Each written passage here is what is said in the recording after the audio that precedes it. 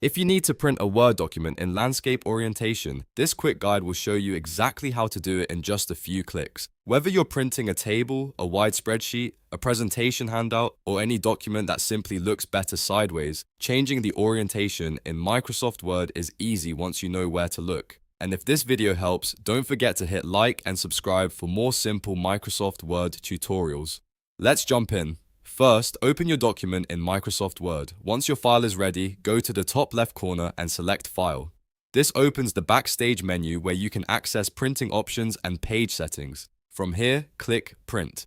You can also use the print shortcut if you prefer, but using the File menu is the most direct way to follow along. When the print screen opens, look for the Settings area. Here, you'll see the orientation option for your document. By default, many documents are set to portrait, which means the page is taller than it is wide. To print in landscape orientation, simply change that setting to landscape. This flips the page so it prints wider than it is tall, which is perfect for wide layouts, charts, tables, and images. Before you print, take a moment to check the preview on the right side of the screen. This is important because it lets you see exactly how your document will appear on paper. If the content looks properly aligned and fills the page the way you want, you're good to go.